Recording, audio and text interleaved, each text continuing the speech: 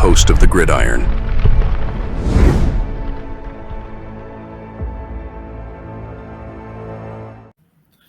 So, the Giants, according to this article anyway, the Giants are planning maybe possibly to test the free agent guard market. Now, one of the guys, all right, let me pop, where are we at here?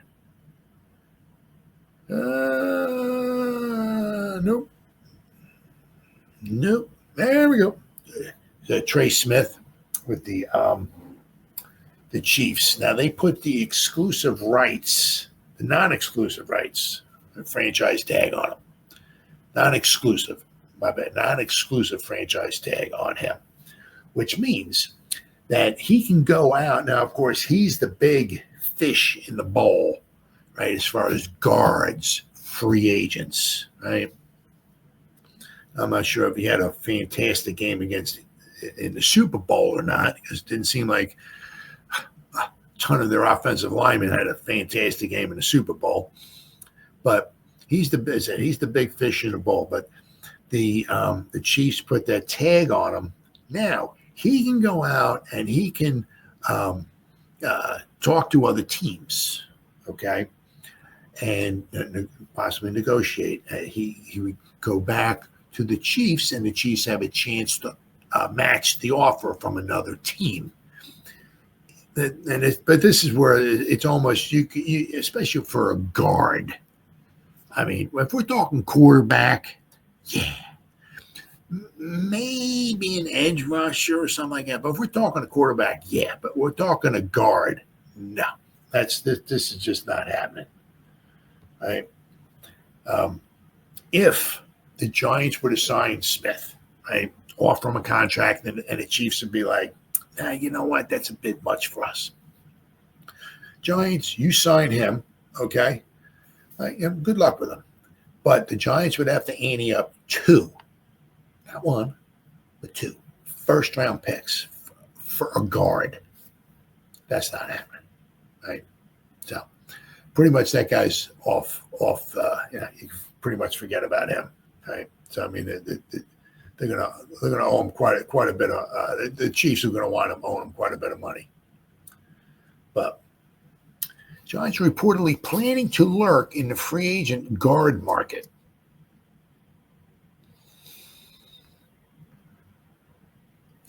Joe Schoen spoke at the Combine about how the team's starting offensive line is 4/5 set for 2025, which is true. I mean, as of right now, you got a Luminor, right? You got John Michael Schmitz, the center, right? You got Runyon Jr., who's the left guard, and we've got Andrew Thomas as the left tackle. Yep. Right? Missing the right guard. The one spot currently open is right guard, where Greg Van Roten, last year's starter, is set to become an unrestricted free agent.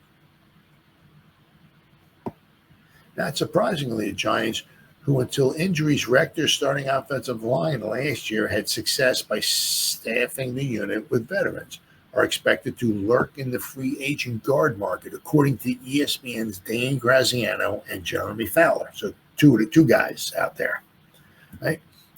That news probably doesn't bode well for guys like Jake Kubas, Joshua Ezeudu, or former first-round pick Evan Neal, who figured they would compete for the vacancy. But one could hardly blame the Giants for wanting to upgrade over that group, as Ezeudu has yet to show consistency to be trusted with a full-time role. Though, to be fair, the team has moved him to tackle the last 2 seasons, which is true. Meanwhile, Neal, drafted as a tackle and entering the final year of his rookie contract. As I said, we're going to talk after this. We're going to talk a little bit about Neal right after this. Has reportedly yet to be approached about adding guard to his repertoire. ESPN colleagues mentioned Aaron Banks and Will Fries of the Colts. Aaron Banks of the 49ers and Will Fries of the Colts as 2 pending restricted free agents who could be in high demand and who could land sizable contracts. But as is going to be the case at quarterback, the Giants will have competition for the top-tier free agents, as Arizona and Seattle are reportedly looking to add at that position as well, too. So obviously, it always takes two to tango. Just because you want somebody does not mean they're going to come to you. But also, there's all it takes is we want Fries. Well, all it takes is one team to go out and blow Fries out of the water with a contract, and he's signing there, right? So we might offer him $8 million, but somebody offers him $12 million a year or something like that. Well, I guess he's going over there. But I mean, so let's what we got here. Position guard. Let's see here. Now, of course, I said Smith, right? He has that he's been tagged by the Chiefs, the non-exclusive franchise tag. So I mean, basically nobody's going to sign him, because if somebody signs him, they'd have to give up 2 first-round picks for a guard. That's not happening. Will Fries, okay, who PFF ranks as the 28th, right, free agent, available free agent, right? So he's what PFF, okay, is anticipating is quite possibly a 4-year, a little over $14 million a year, $30 million guaranteed. So 4 years, $30 million guaranteed. Grand total contract maybe about $57 million, right? Now last year, it's supposed to be good, right? But last year graded out at 86.9, which is really good. The thing is, he only played 268 snaps. The year before that, he played 1,125 snaps, and he graded out at 61.2. So what are you getting? You getting the 61.2, or are you getting a guy that graded out at 86.9 last year, who only played 268 snaps, though, right? Fries made tremendous strides over the duration of his rookie contract and could be the next guard to cash in during the free agency period after a wave of big deals landed in 2024. Unfortunately, Fries fractured his tibia in Week 5 against the Jaguars and underwent immediate surgery, but he had earned a 86.8 PFF overall grade up to that point on 268 snaps. Now, in 2022, he graded out at 58.4. Then he went up to a 61.2. And then last year, he was an 86.9. Right? But is he really an 86.9, or is he more someplace maybe in the middle? But anyway, he anticipated he might get about a $14 million per year contract from somebody. So then you got Jenkins from the Bears. He's possibly, they're looking at maybe a projected contract of maybe 3 years, $13 million per season.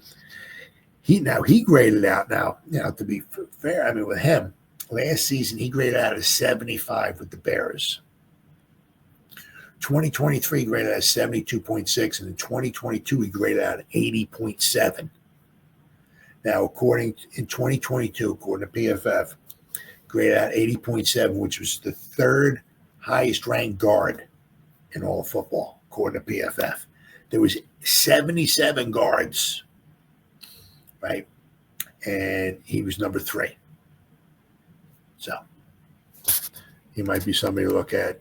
Then, of course, now once again, now this guy here, without question, he would give you an outstanding season. But he would be a bridge player, not plain bridge, but a bridge, guard, right? Would be Kevin Zeitler. He'll be 35 years old. So, probably not signing a guy to a 3-year deal. You know what I'm saying? If you bring him in, it would be like a Van Roten kind of thing. You plug him in there, right? And I'm sure he'll give you, he graded out 86.8 last year with the Lions, right? The year before that, 71.6 and a 74.7. So the guy is, up there. I'm sure he'll do a very, very good job. He's projected to get like a $6 million deal. 1 year, $6 million, right? So if you want to bring him in, plug him in there, I'm sure you get a fantastic season from him. But it's not somebody that, you're going to have in there long term. Then you got James Daniels from Pittsburgh. Now, let's see. What the hell? Oh, before he tore his Achilles in Week 4. All right, but 2023 graded out of 61.1. 2022 graded out of 66.9. Okay. So, once again, somebody to look at. Of course, there's Mekhi Becton, right? He graded out at a 70 overall for the Eagles. Of course, the year before that, he graded out a 53.2. So, of course, the thing is, you go to the Eagles, they have a great coach who can help coach you up, right? So I'm not sure if the Giants bring Mekhi Becton in, if he's going to do as well as he did with the Eagles, but a 3-year, $10 million per season, right, contract, quite possibly, for Mekhi Becton. But once again, big dude. He's like a wall. He's huge, big, wide, strong, and all that. Not going to be good at tackle. Might be very good at guard now, right? As we saw with the Eagles. Get him in like a phone booth where he can use his size and strength and all that, right? And he can probably give you some good production, right? So, hey, Mekhi Becton, who knows? He's young too. What? He's 25. He'll be 26 before the season starts. He's young. You can bring Mekhi Becton in, right, for 4 seasons, right? The thing is, Mekhi Becton, he's not too, shall we say, high on the. Giants will get rid of Neal. He will move to guard and be an all. Oh, probably. Oh, yeah. No, he'll probably be a Hall of Famer someplace. Oh, yeah. He'll be like the greatest. Oh, yeah. I mean, it happens time and time again. Giants get rid of somebody, right? 7th overall pick, right? Go someplace else, and he'll be an all-pro the next 10 years. He'll be the first $75 trillion a year guard because he'll be so good, right? It'll be like the Giants had him, and he sucked. Why is he with the Cardinals, and he's the greatest guard of all time? What's going on? What's happening? I mean, you can almost. Wouldn't that be comical? Wouldn't that be funny? Not sure. Hernandez is a free agent or not. I'm not sure, but wouldn't that be comical? Right? If say the Giants get rid of Neal and he goes to the Cardinals, and then the Cardinals like re-sign Hernandez, right? Their 2 guards would be Hernandez and Neal. Wouldn't that be funny? But the thing is, what I was saying with Mekhi Becton is he I know one thing he said, it's kind of true. I can understand all that and everything. Yeah, is that he said everything about MetLife Stadium stinks, and I can understand that, right? Where he played with the Eagles, beautiful stadium, beautiful. The grass inside stadium, beautiful. They did Eagles. I got to give him some credit there. I can't stand it, but and the grass field, grass, right? Not this MetLife garbage that they play on. So I'm sure Mekhi does not want to play at MetLife Stadium. So, but there's Brandon Sheriff. I mean, he's 33 though, right? Macari, I guess, from Baltimore. He's 27. Then there's Banks. They were talking about in the article about Banks from San Francisco. He graded out a 65 last year. He's expected to get like $8.5 million a year deal. Now, well, here you go. Will Hernandez. My bad. 2 years. He's expected to get maybe about a $5 million a year contract. He graded out at 69.3, but apparently he got injured. His season-ending knee injury last year. Yeah. But he grades out in the 60s. So, I mean, that's not bad, right? He's 29 and a half, so he'll be 30, I guess, around the time the season starts. He'll be around 30. Dalton Reisner. Pryor. You know, there's a lot of guards out there. There are a lot of guards, you know what I mean? But also, I mean, it's, you know, that's also something the Giants could draft a guard as well, too. You know, they said the one thing, the problem the Giants have, right, is that, you know, it's just mind-boggling, is that, you know, when we draft somebody, you get them and you throw them on the field, and it's like, how are they? I said, it's pretty good. Okay, he's good. I'm still drawing blanks. It's like, when have we got to go anybody in the 3rd, 4th, 5th, 6th, 7th round or whatever, right? And we put him on there and put him on the field, and he's like, how is he? He's not too good. We need to develop him. Okay, all right. So we pull him off, right? Develop him, throw him back on there. It's like, how's he doing now? Oh, he's doing better. Okay, pull him back off. We'll develop him some more.